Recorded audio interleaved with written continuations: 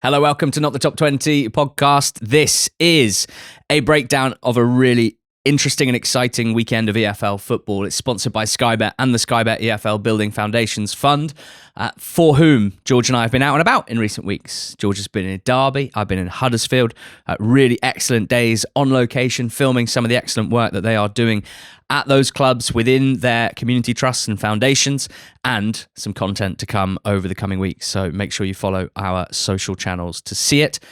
Brilliant weekend in the Sky Bet Championship, and in particular, one of the headline games was between two of the teams relegated from the Premier League last season, two parachute teams in Leicester and Ipswich, and some standout shooting from the Foxes. 3-1 winners at home.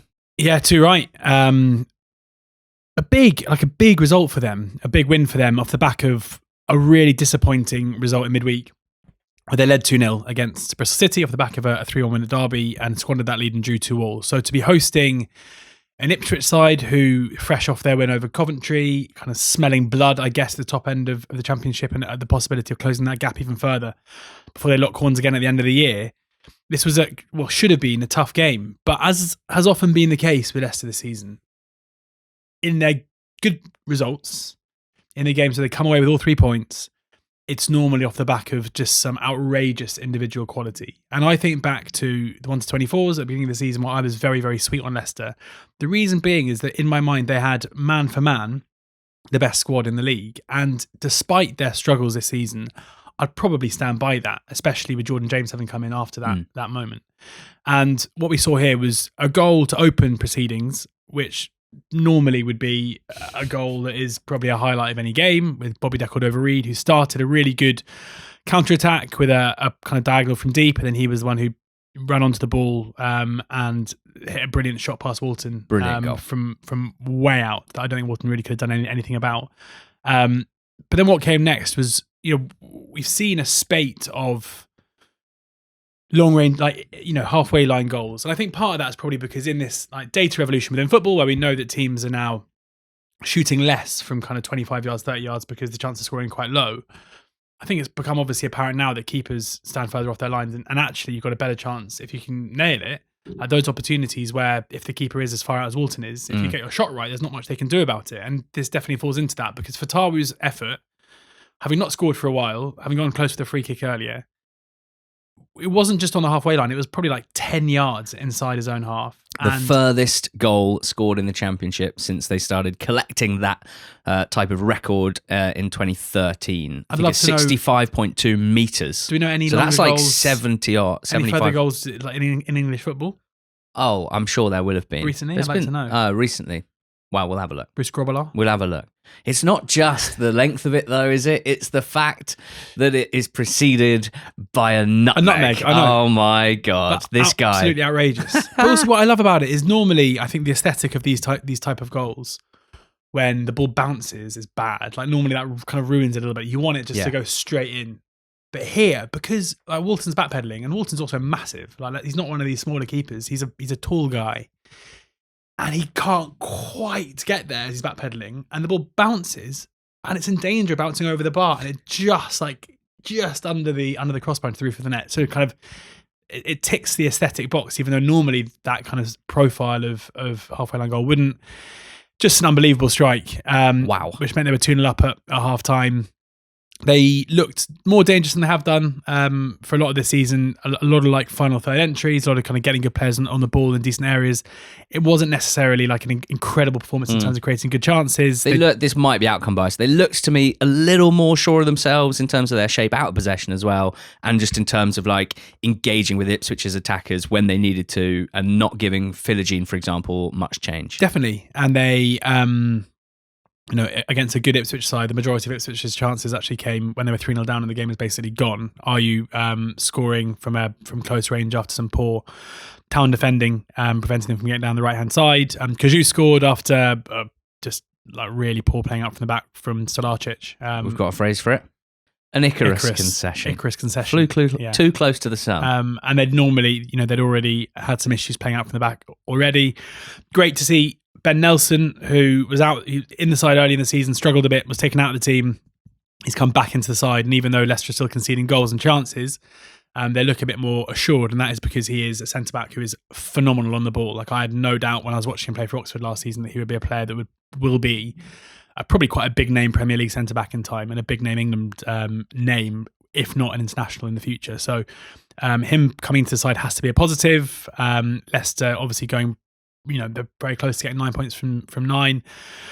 For Ipswich, it's very frustrating. Interesting to see McKenna bringing Clark and Philogene into the side at the same time. Clark playing on the right-hand side, which isn't his favoured position, but he actually was probably the liveliest of the Ipswich attacking players. I think the Eggman was ill, had a little sniffle. Eggly. Yes. Like all of us around this period. I thought you were talking about the Eggman, as in your betting we show. don't talk about that. So it was damaging for Ipswich, big for Leicester. Are they good? Are they back? Can we say? I don't think back? So. What's weird is that with Enzo Maresca's Leicester, right? They were, even though I have my doubts about their staying power, which is proven wrong, like they were very clearly a well-drilled team with a very clear playing identity and a knowledge under Maresca of how they wanted to approach things. Martí Cifuentes' QPR were a very good team, had a very clear style of play, a very clear identity, very, very different to Maresca's Leicester. Whereas Martí Cifuentes' Leicester feel like they're the opposite, where the performances, for the most part, are relatively similar. They don't create loads of good chances. They don't really have a striker, so that's not a massive surprise. They can see quite a lot of chances. Their games seem to depend on whether or not their players, who are better than most players in the league, can do something incredible. And here, De Cordova-Reid, who's played the majority of his recent career in the Premier League, did something incredible. Abdul FATAWU, who should be playing in the Premier League or another European elite league, did something incredible, and they're 2-0 up at half-time. Yeah. So, to me, Leicester's season will be defined on what their star players do rather than, at the moment, whether or not they're a good team. And I'm sure that unless they improve, there will be a run pretty soon where their good players don't do good things and they lose games. Yeah, a lot of the talk between midweek and the weekend was around Ipswich and Coventry, and could Ipswich, especially as they have another game against Coventry on the 29th, having beaten them recently, could they start to close the gap between the two? Still seen, certainly pre-weekend, as kind of the second most likely title holders, I would say, or title winners. But this just checks their momentum a little bit. And for Leicester, it takes them up to 8th. Saints are in 10th. So those 3 parachute payment teams that were expected to be in the top 3 or the top 4, certainly pre-season, and who all started slowly to different degrees, are now all in that kind of 5th to 10th range. We're not even yet at the halfway mark of the season, remember. But Coventry, George, were winners of that result in a certain sense, because in beating Bristol City 1-0, they made sure that their winless streak did not stretch to 3 games. And a really good game, this. Yeah, a very good game. I mean, no, sorry. It was a very good. It was better than the 1-0. I mean, it was a game that I think Bristol City fans will come away with thinking that they should have got something out of the game based on the chances they created after going behind. For sure. But Coventry were relatively good in the first half. Haji Wright came close a couple of times. It's always the case with Haji Wright, basically, where when he's playing well and scoring goals, he's one of the best players in the league. When he is not playing well, not scoring goals, Coventry fans are like, he doesn't want to be there. He's uninterested. Get Ellis Sims back in the team.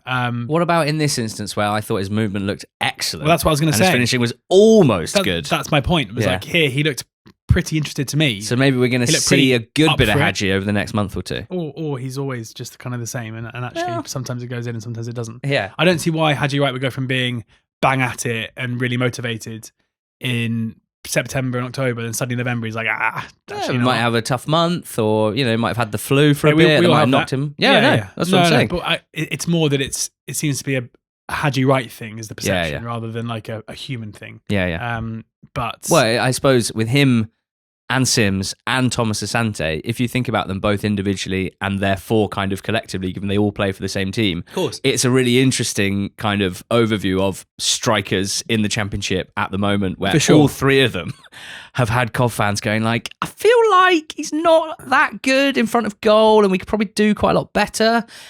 And then objectively, as a trio, they're the most dangerous strike partnership in the league, or striking trio in the league. And it didn't help Wright and his current popularity that he came in for Sims after Sims' good run of form in the game at Preston, which they drew 1-1. Well, I think basically all Coventry fans would like to have seen Sims continue in that role despite the loss against Ipswich. But yeah, I mean, Coventry had chances, as I say. They, I think, hit the woodwork with one and had a decent effort saved. The goal itself came after, I think it was it Thomas who hit the woodwork at the back post from a set piece, and it was kind of recycled back to Wright, who crossed. Jason Knight made a bit of a hash of the clearance, and it fell to Ephraim Mason-Clark, who prodded in from close range. But really impressed with how Bristol City responded to that. Should also say that Sinclair Armstrong looked very, very sharp throughout the first half. Wasn't necessarily expecting him to start here.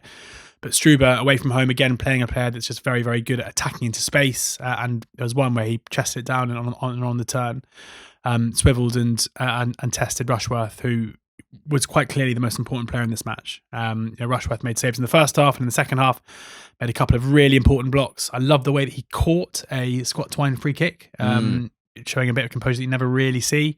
And then really late on, off the bench, Mayulu had come off, and the ball fell to him. It's one of those where, like, I think quite often when the ball comes into the box and the keeper's at the near post and he's naturally going to move towards the centre of the goal, firing it into that near post can often be quite a clever finish. But Rushworth basically read it and stayed there and made it look like quite a bad finish in injury time, but a very good save again. So Coventry, I guess, riding their luck to an extent and coming out on top again, albeit against a Bristol City side who are bang up for it. And I think it goes down as a very good win for Coventry. And having spoken so much about their attacking players this season, certainly Carl Rushworth was the one who comes out of this with huge credit. Yeah, Kim Hellberg. I like him. I like Middlesbrough's Kim Hellberg vibe. They beat QPR by 3-1. They made it 4 straight wins for the new manager. And from a tactical standpoint, I said on the betting show, picking Middlesbrough for my accumulator, that I was interested to see what Julian Stéphan would do. From a QPR point of view, this is what I find it must be really challenging from a manager's perspective, because they've had a lot of joy in the last few weeks with Kone and Burrell up front, and they've been a real handful, and Burrell's goal output reflects that, and Kone has been an excellent all-rounder. But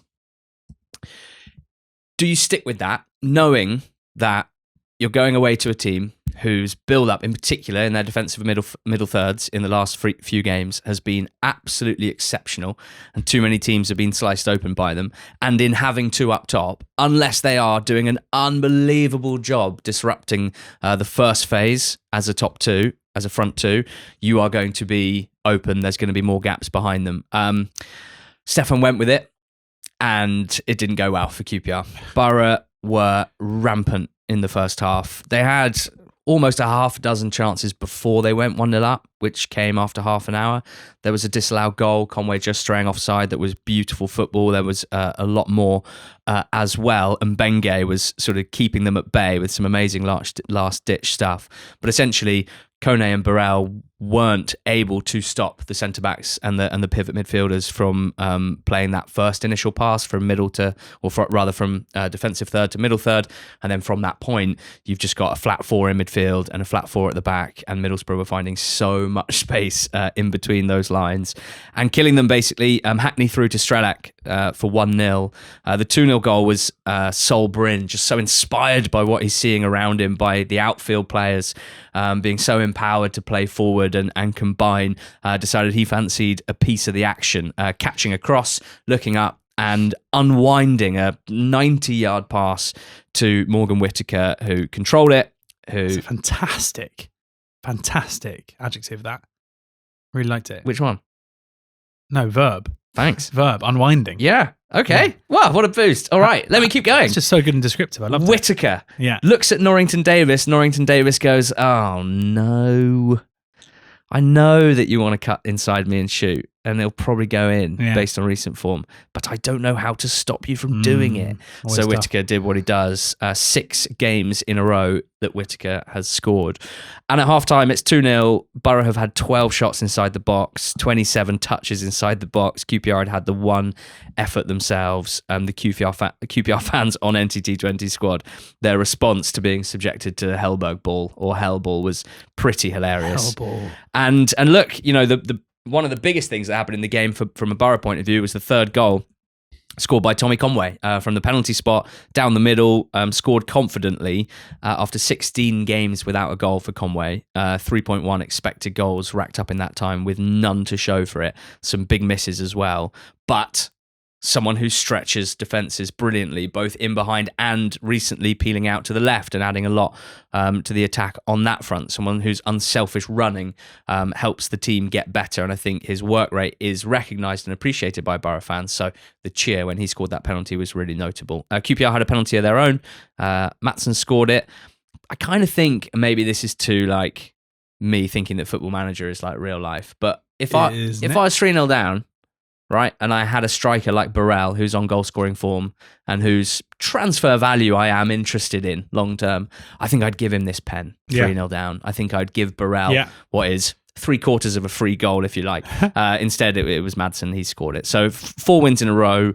Couldn't be going any better for Hellberg. He was getting a lot of love this week for breaking down why he's chosen to play this system, kind of a 4-2-2-2, something he's never played before in Sweden. But his justification being, well, I looked at the squad. I thought, what are the best aspects of these individuals and what are the weaknesses? And he thought, I don't really see the point in playing the sort of system that you see a lot at the moment where wide forwards have a lot of pressure on them to receive the ball out wide and beat their man and generate attack from there, because that's not necessarily the strength of Whittaker, as we've seen previously. That's not necessarily the strength of McGree. By playing them further inside and letting Britton and Bangura provide the width or target in this instance, they've got this incredible ability to dominate in central areas, and that is so potent. So really, really exciting. And aside from all the exciting attacking stuff, they're just not really facing many shots either. The dominance is reflected in their lack of jeopardy at the back. By half time here is 3.5 games where they'd only faced 17 shots total, and QPR had quite a lot of shots in the second half, but I think we can forgive that for Borough at the end of a busy week when they're already 3-0 up. So it's a 7-point gap to third now, which is the same as the gap between third and 15th. Just shows where Borough are at right now, and the level of performance so good.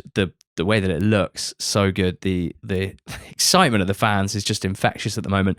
Matthew on NTT20 squad writing, just dropped £100 on the train home from this game to do an unplanned trip to Bristol City next week. I may be getting carried away, but you just have to enjoy these spells. They don't come around very often. Would that have been Appleton's League Two Oxford team for you, do you think? The most excited you'd have ever been to just watch Oxford United play football because of the way they were playing? Probably, yeah. I think so. I mean, yes. Yeah, I reckon that was probably the best. That's nice. I wanted to give you a smile because now I'm going to give you a grimace. Oxford won. I'm still grimacing because I muddled up an adjective and a verb. Like, that's absolutely terrible. Don't worry about it. Terrible grasp on English language. You were excited. I know. You wanted to praise me. You excited me with words. Thank you. Oxford 1, Preston North End 2. Preston are third in the Championship. Preston North End third in the Championship. Missing quite a few through injury, but they're still going. They are, yeah. Serves me right for saying on my BBC Radio Oxford pod that they're in a false position. They're now even in a higher position than they were when I said it. Yeah, I mean, the lineup from Gary Rowett here was notable in itself because there's been a lot of criticisms about style of play, and Rowett therefore was like, right, okay, I'm going to play basically three strikers then. Played Will Hankshire, Nick Prelitz, and Ola Romney. Romney and Prelitz kind of can play in behind a bit as well, and they were kind of flanking Lancashire in a three-pronged attack with wing backs, Greg Lee and Hidetero Vest. And the style of play that Oxford adopted here was very different to what you'd expect and what we've seen recently in some kind of grinding performances that yielded results, but not many happy fans, where it was quite fluid. Like Kieran Brown, who's playing like left-sided centre-back, basically was adopting, it was kind of almost what I say, an overlapping centre-back, like taking up positions where, watching it, I was kind of trying to work out where he was playing. There were times where I thought we were maybe playing a four and he was left-back, but... Expansive. Kind of. I mean... But the goals from that Preston scored. The first was a cross to the back post that was smuggled in. Greg Lee being beaten in the air, where realistically, I think he probably would like it back and would have liked to challenge Story, who headed it in at the back post. Oxford then had some chances from set pieces at the back end of the first half. Basically, all of them Kieran Brown, who's just kind of a one-man wrecking ball when it comes to balls in the box, a magnet to his head or his foot, but he couldn't find a way to get past Everson, who made one really good save, tipping over the bar from his own header at the back post. Oxford started the second half as the better team. Stan Mills came on, and as is always the case whenever Stan Mills comes on, Oxford were immediately a far better attacking force. He put in one very good ball to Lancashire, who beat Everson this time, but hit the top of the bar and went over the bar before North End scored a very, from Oxford's perspective, avoidable goal from them, a very simple goal down the right-hand side, across into Jebison, who timed his run well and finished to make it 2-0. Takea Smacker finally scored his first Oxford goal with a really nice finish with his left foot. And after that, Oxford struggled to really, having been in the ascendancy and, looking better when Mills came on, struggled to really mount any kind of lasting pressure and didn't come overly close. Volks had a shot that was kind of parried away. One thing to note is that Oxford are now drawn level with Port Vale for the most amount of games without a penalty. Oxford's last penalty, 73 it is now. I thought I was going to be so interested in this stat. Do you not find that interesting? Not massively.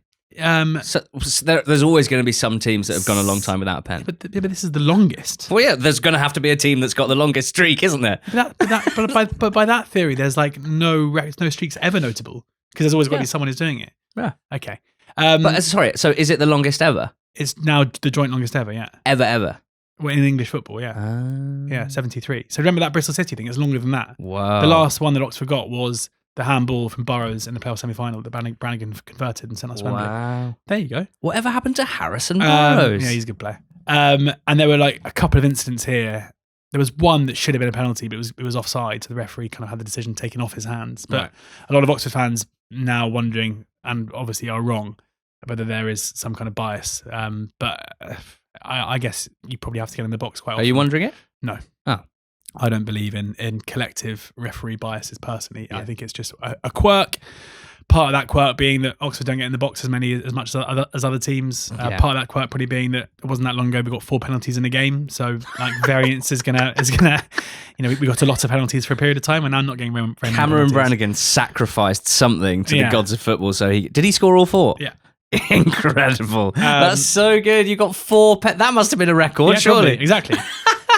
So the footballing gods were like, that's enough penalties for now. Amazing. And also, and as I said, our championship status is thanks to a penalty in some ways, or an obvious penalty, but a penalty in that one at Peterborough. So it's frustrating, and I think for Rowett and the team, they're probably like, if we had got the standard amount of penalties, then we'd probably be looking at being in a better position now. I don't think there were any overly. There was one where like Kieran Brown's shirt was basically like off him, but the cross from Mills was so overhit that I think from the referee's perspective, he's like, you guys were just grappling and you weren't going to get the ball anyway. But we should say for North End, like I'm an Oxford fan, so I'm going to focus on that. But they're the story here, up to third. They've lost one game dating back to October the 21st, and that was a 2-1 defeat at home to Blackburn. They've kind of rallied really well since then. Haven't necessarily always put in the most convincing performances. I would say that this probably goes alongside the Sheffield Wednesday performance and their 2 wins recently, where you're like not necessarily overly dominant, but have taken their chances when they've come, and Johansson's made saves that have ensured that they've stayed in front. So, their ability to get points from games in which they don't create significantly better chances is very impressive. And Hecky not in the dugout here either, serving suspension. So overly, even more impressive in that regard. While I was prepping the pod Sunday evening, I stuck on NTT20 meets Paul Heckingbottom from like 6 years ago. And it was one of my favourite ever interviews that we've done. He's so open at that time about a lot of tactical stuff, some recruitment stuff. Really, really interesting. A throwback. But if you've got some time over the next few weeks, NTT20 meets Paul Heckingbottom. It's kind of cool to listen back to those interviews from a guy who at that point didn't have the promotion to the Premier League under Sheffield United, didn't have this fantastic stint so far as PNE manager. And I just want to zoom in quickly on that second goal because it was really nice drive forward from Devine. It was one of those where he kind of got on the ball and stopped, and Oxford looked pretty set, and there wasn't that much movement off the ball at the time. Yeah. And Devine was like, I'll just stick my head down and try and get to that space down the side. Played a 1-2 with Dobbin, and then the ball across was really nicely finished by Jebison. His first time finishing in the last few games. That one against Coventry as well springs to mind. Like that's the sort of stuff that makes a massive difference. Jebbo has had runs where he wouldn't finish those chances, but Hecky's managed to get some confidence into him. Between those three, Devine, Dobbin, Jebison, 12 goals and 9 assists in the league this season. For a PNE side that have always struggled to score a lot of goals at this level, and to have individuals of the quality to score a lot of goals and get a lot of goal contributions, they're all loanees. They've also got Harrison Armstrong, who's perhaps the best of the lot in terms of his contribution to the team. They've got a really good keeper in Iverson. They signed Thierry Small and Odell Ofaya, who have added a bit of youth, but also a bit of flexibility and a bit of speed and athleticism and ability for Heckingbottom to put them in different areas of the pitch to get a lot from them. I think you just have to look at that and just say they nailed the transfer window in getting 4 loanees who are all absolute starters and a great keeper and done quite good stuff with young players who will develop with the team. They really, really nailed it. And they're third in the league, and that's good stuff. Hull are going really well as well in the top 6. They beat Millwall at the Den, whose home form have been excellent recently. A fantastic week for Hull. Balumi set up Joseph to finish from close range. Miller, on the other side, set up Joseph to finish from close range. He revealed after the game that his dad's a massive Millwall fan. No way. Probably wouldn't have been thrilled with his son. At the double here, Femi Aziz picked up a red card for sort of kicking out after tangling on the floor with a Hull player. But Millwall did pull one back. Imaku made it 2-1 for them before Ollie McBurney does what he does, turning in a half-decent cross that was a bit behind him and just stopping, angling his head, finishing into the corner. Brilliant. 3-1 for Hull. A classic Hull game, really. Not much midfield involved, just vibes, basically. And they were fortunate to an extent that they were up against a Millwall side who played as their double pivot, George. Alfie Doughty, DM, and Camille Negley, their number 10. Wow. Everyone else is injured. 5 or 6 injured central midfielders. Love Alfie. Feel like a lot of his best attributes are probably not going to be on show playing holding midfield. I agree. So it was kind of a classic Hull game, classic Championship 25-26 game, and a great win for them. Great week. They beat Wrexham in midweek. They beat Millwall here. 2 good sides in good form. They deserve both wins. They're in fantastic position in the top 6. And what do we keep banging on about with Hull? Their defensive numbers, their XG faced. This was the lowest XG they face in a game this season at 0.8. So there you go. Good stuff. Does feel like, because we've been slightly, questioning Hull's staying power, I would say that in both the Wrexham game and the Millwall game, certainly at 0-0, they've been really dominant. And that is something we haven't necessarily seen from them. Even think back to what was the game that they went 1-0 up a couple of weeks ago through Gelhardt, having been like under the cosh, and they kind of edged in front. Like it feels to me as if they are improving, which is exciting. So are Norwich. Yeah. Under Philippe Clement. They beat Southampton by 2-1. They did so without Josh Sargent, who was missing. His replacement up top was Jovan Makama, and he scored twice here. Now, I watched this game. It's one of the early kickoffs. In the first minute, Saints did some build-up at the back. They've been really good recently at playing through teams and getting their attacking players into space. They did it in the first minute. Both Azaz and then Cienza getting on the ball in loads of space. A foul just outside the box. A Cienza free kick off the bar. Downs with a decent look on the rebound, didn't score. It was a really strong start from Saints, and they were great for half an hour, basically vibrant from the off, picking up from where they'd been the last few weeks, and Norwich was struggling to handle them. They had a penalty saved, another great transition attack. Cienza cleaned out by Darling. One of the great ref calls this, because it was one where, Cienza gets a shot of sorts away, it goes wide, and Darling has committed to sliding in and completely nails him. And these are ones that you often get frustrated about because they don't always get given. Yeah. Sometimes it seems like people feel, well, if the ball's gone, then like you have free reign to just NFL style tackle someone after the ball's been played. And that's not how it works. Darling looked pretty confused. I don't know why. It was a penalty. And it was well saved by Kovacevic in goal. Norwich came flying out in the second half, and Saints' performance really fizzled. Makama, a real handful up top. Near post finish from a Jacob Wright ball across. And then winning it after Manning had scored a banger from range with a handball. Essentially, ball across to him. He sort of gets a bit on it with his foot. It flicks up, and then he just sort of palms it in from close range. It wasn't that obvious on camera one in real time, I'll be honest. It was slightly more obvious with each replay that you watched. It was fortunate for Norwich, annoying for Southampton, but maybe more annoying I would say, is how much they fizzled going 2-1 down. There was still time left and they didn't offer much. So Norwich get a big win. It's 8 points from 5 games under Philippe Clement, 2 wins, 2 draws and 1 defeat. Solid start. Did they deserve this win on the balance of play? I mean, if you consider how good Southampton were for that first half hour and the fortune of the handball, you'd say maybe not. But Norwich fans will feel they've had the other side of that too much this season, and they're probably right. So can't begrudge them that win. Saints' good form is halted for now. Georgia, huge win for Portsmouth from behind at home to Blackburn Rovers. I think this might be the most significant result in the in the Championship over the weekend, because from 1-0 down, Pompey at home, staring down the barrel of another defeat against a side around them in the league table. Do you know what some of the fans were chanting? We want League One again, ole ole. At 1-0 down. There you go. So to put it back, it's huge for John Mousinho. It's huge for Rich Hughes. It's huge for the fans. It's huge for the club to basically, had they lost this game, I think it would have started to get pretty heated, or certainly I think the fan base would have looked for, as is always the case when things aren't going as you expect and relegation looms, you demand change, and there are only so many things you can change. The goal that put Blackburn ahead was a brilliant goal from Yuki Hashi. Didn't really know he had this in him. Gets on the ball on the left-hand side, runs at the defender, cuts inside on his right foot, bends it in the bottom right-hand corner.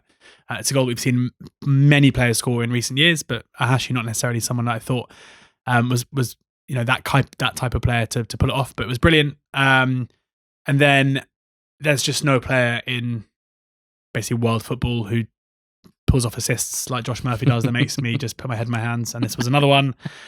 Again, it's just frankly outrageous that he's right-footed, because this was just another. The interesting thing about this is that he did his trademark kind of what I said Hashi just did, where he got the ball on the left-hand side, was drifting inside onto his right foot. Could obviously see that he wasn't going to be able to get the space in order to get a shot off. So he then kind of went back onto his left foot and put in one of those crosses where he kind of contorts his whole body to just make the cross like pinpoint and rapid and just impossible to defend against. It evades the Blackburn back line, and Callum Lang's out the back post to profit from just another outrageous bit of skill from a player his talent is just beyond pretty much anyone at this level, I think, for creating chances from that area. I know that Pompey fans will feel like he should be doing it more often, and I get that, and I know from personal experience that it's so frustrating when Murphy isn't doing it consistently. But I also firmly believe that if there is one player who's going to help get Portsmouth out of this relegation scrap, then it will be Josh Murphy. And Lang, finished it off well, and then just a free header from a Vane Bauer from a corner that he headed home to kind of secure all 3 points. Blackburn will be immensely frustrated. It's been a really frustrating few weeks for them, actually, squandering the lead against Ipswich from 1-0 up, drawing 1-1 against Oxford in a pretty limp display where they needed a penalty late in order to get a point, and then squandering a lead here and losing the game 2-1. I spoke about frustration at Portsmouth. There is always underlying frustration at Blackburn, given the relationship between the fan base and the owners.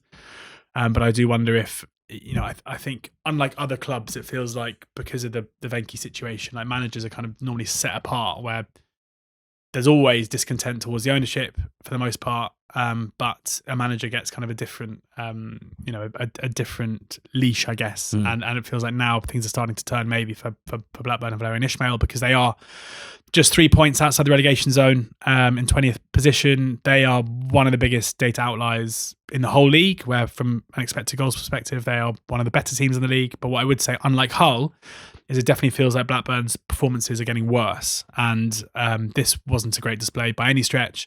Against Oxford, they were pretty poor. Against Ipswich, they were okay, of course, but it wasn't by any stretch an amazing performance. So, and obviously not helped by situations where when they're ahead in games, their pitch seems to just kind of desert them or let them down, and they have to postpone. They get bogged down.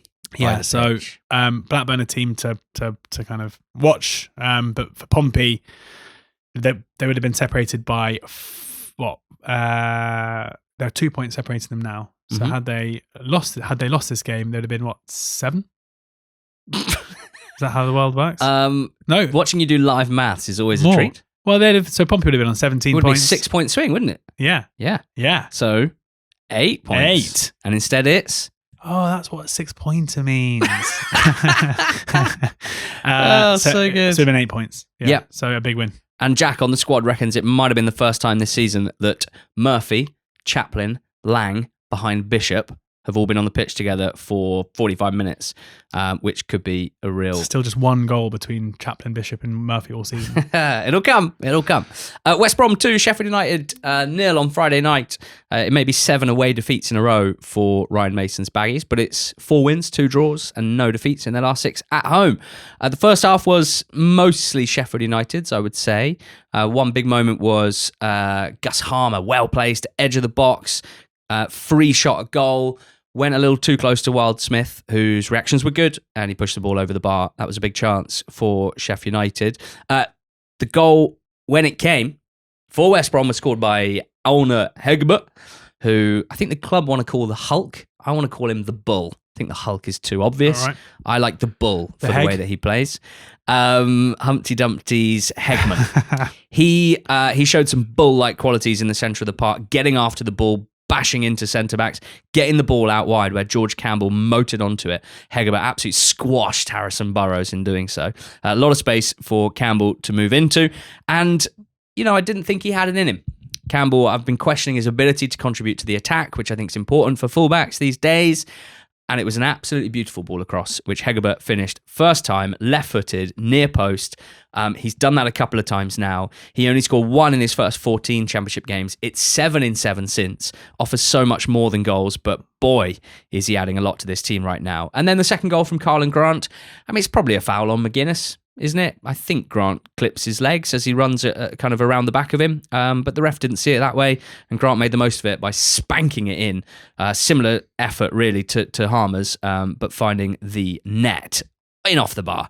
And Sheffield United's fight kind of died after that. I thought they should have had a penalty for Molyneux going right through Callum O'Hare to win the ball, but I think at the end of a long couple of weeks, we saw a few teams kind of fizzle a little bit when they realised the game was gone, and I think that's what happened here. So, both teams felt like they were going in different directions pre-game. West Brom on the slide, Sheffield United rising. There's now 5 points between them. West Brom 5 points ahead of Sheffield United.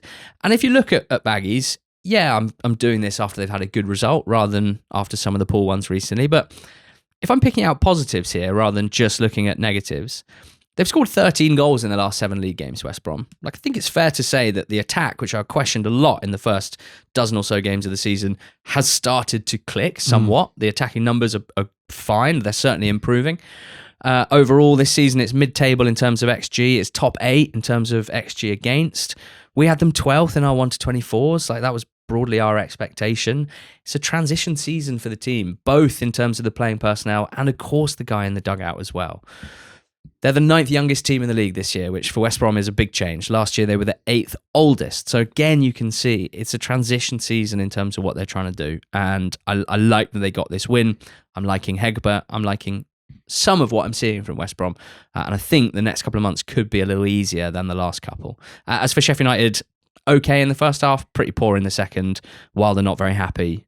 Just a reminder, there's still plenty of work for them to do, really, if they want to get into the top half or even more than that. They're 4 points above the drop. And I think for the next month, that's the number that should be the focus for them and making that number bigger. Stoke 2, Swansea 1. George, Stoke had lost 3 in a row before this, and Swansea had won back-to-back. But that was reversed here. It was. I don't think the scoreline necessarily tells the full story here. Swansea, off the back of a 2-0 win over Oxford and a 1-0 win over Pompey, 2 just unbelievably important home wins against teams in and around them in the league table for Victor Matos, who I saw on social media called Vic Tomatoes, which I enjoyed quite a lot, and it's going to be hard to get that out of my head. Vic Tomatoes. But when you kind of drill down into those games, and actually, frankly, a lot of the attacking output from his first 2 games against Derby and West Brom, just a lot of worldies in there. A lot of Ethan Galbraith just scoring 30-yarders. A lot of Josh Tymon scoring maybe the goal of the season so far. Yeah. A lot of Cullen with a very nice finish from range or from the edge of the box against Pompey. Not loads of chance creation and not loads of kind of good chance creation. And ironically. Here they've lost the game 2-1, but I probably saw way more from an attacking perspective of promise than previously. Vipotnik had a chance in the first half that was saved. They probably made most of the running in terms of chance creation. They outshot Stoke. And it was only thanks to a ridiculous Ben Pearson goal and an even more ridiculous celebration where Pearson, the ball fell to him. He hasn't scored for about 15 years.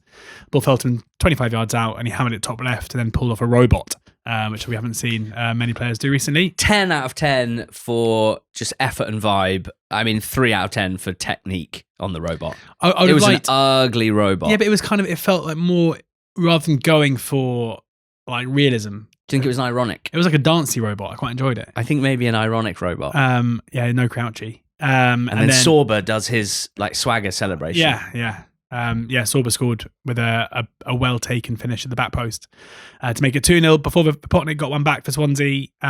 This wasn't vintage Stoke at all. I wouldn't say they got ahead as I mentioned. Maybe we're not the better team from a moment of quality.